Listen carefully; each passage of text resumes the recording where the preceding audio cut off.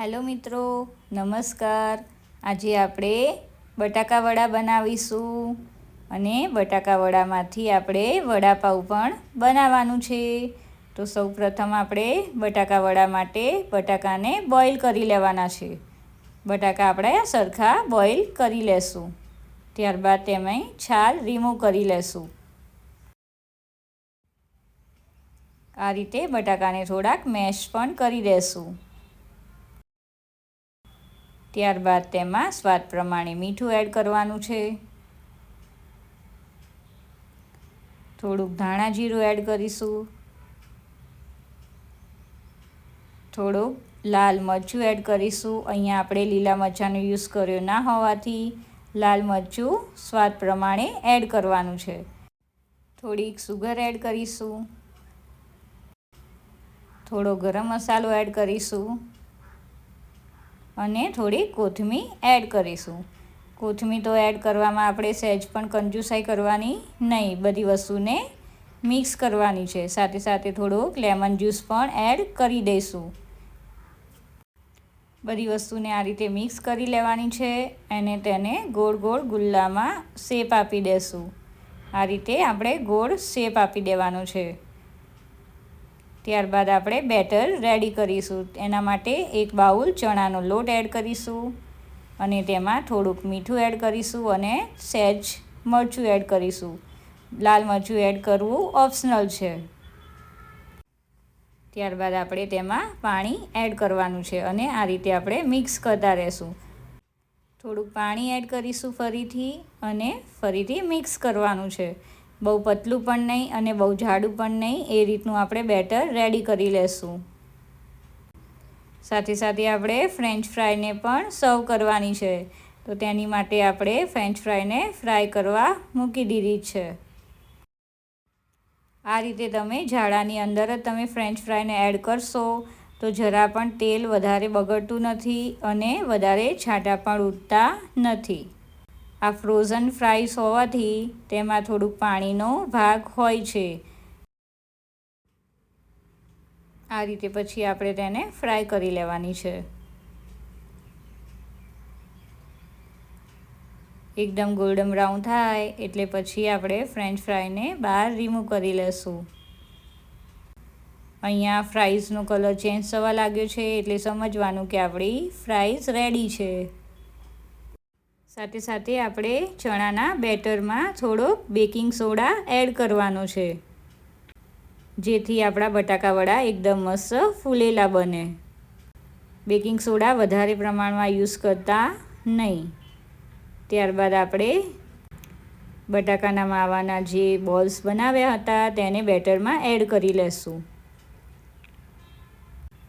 અને તેને ફ્રાય કરી લેવાના છે. આવી લાંબી લાંબી પૂંછડી થાય તો બીવાની જરૂર નથી. એ આપણે પાછળથી તેને રિમૂવ પણ કરી શકીએ છીએ. આ રીતે આપણે બધા બટાકા વડા રેડી કરી લેશું. ગેસની આંચ આપણે અહીંયા એકદમ મીડિયમ ટુ લો રાખવાની છે, જેથી બટાકા વડા આપણા કાચા રહી જાય નહીં. આ રીતે તેને મિક્સ કરતા રહેશું અને ફ્રાય કરી લેવાના છે. આપણે આ જ બટાકા વડાનો યુઝ કરીને વડાપાઉં બનાવવાનું છે. તો તમે સહેજ પણ રેસીપીને સ્કીપ કરતા નહીં. ફ્રાય કરેલા વડાને આપણે ગરમા ગરમ સર્વ કરીશું. બન્યા છે ને એકદમ મજેદાર બટાકા વડા, એકદમ મોટા, ફૂલેલા અને એકદમ ટેસ્ટી. ફ્રેન્ચ ફ્રાય સાથે તો ખાવાની બહુ જ મજા આવે છે. થોડીક આપણે ઓનિયન અને ફ્રાય મિર્ચીને એડ કરીશું અને થોડીક ફ્રેન્ચ ફ્રાયને સર્વ કરીશું. એકદમ ટેસ્ટી અને મજેદાર લાગે છે. તો એકવાર આ રેસીપી જરૂરથી ટ્રાય કરજો. અને આજે આપણે જે વડા બનાવ્યા છે તેના વડાપાઉં પણ બનાવવાના છે. તો એની માટે સૌપ્રથમ આપણે એક પેનમાં થોડુંક ઓઇલ આ રીતે સ્પ્રેડ કરી દઈશું અને વડાપાવનો જે મસાલો આવે છે રેડીમેડ તેને એડ કરીશું.